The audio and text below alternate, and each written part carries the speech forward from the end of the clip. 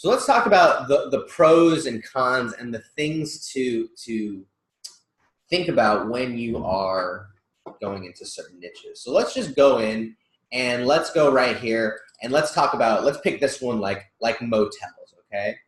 Whoa. Let's pick this one like motels.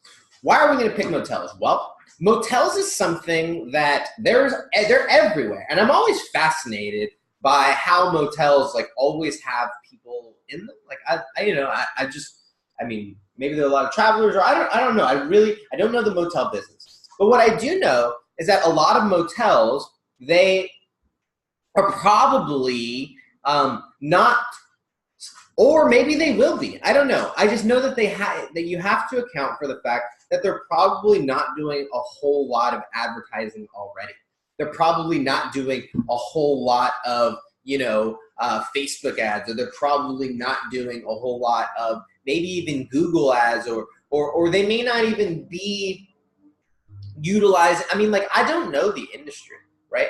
But what I do know is when I drive past a lot of motels, I see that a lot of them still say, color TV, right? Or they're talking about, the fact that they have like a refrigerator in their room.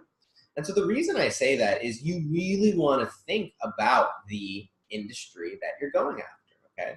Now take marinas for example. I think about marinas, well, and also here's the other side of it, right? The other thing that just right away when I think about motels is like, what is their lifetime value of an individual, right? Like if someone, and I don't know the industry, but I would say, okay, like let's say I'm trying to book a motel, on my road trip or whatever it is. I'm gonna stop there one night. I'm gonna be there one time. I'm probably outside of the illegal criminal activity, or outside of the people who are there long stay, right? Well, the majority of the customers are probably going to pay them one time, 40, 50, less than $100. And so it's really hard to justify to a motel person. I would imagine, I'm just thinking out loud here, it would be, and I'll show you the contrast, it would be a lot harder to justify a $1,500, a $2,000 a month price point, as opposed to someone like a marina, right? Where for them, in order for them, their clients, right, in order to house a boat as a marina is expensive. Well, you can't say expensive. It's a lot more money than someone who's at a hotel.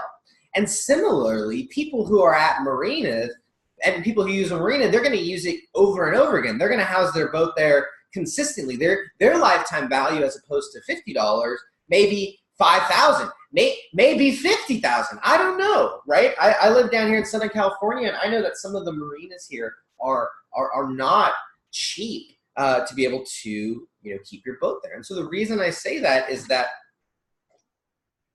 all of these different niches, they have different advantages, right?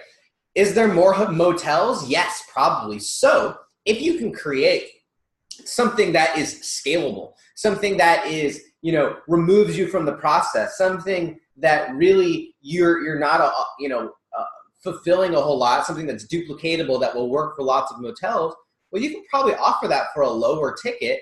And because it's more scalable, well, now you can do that, right? Whereas a marina might be a little more likely to sign up for someone's, $1,500, $2,000 retainer, which, I mean, doesn't, it's just kind of this like, general thing that people think is the agreed upon rate. So you don't have to ask for that, higher or lower, or whatever you want.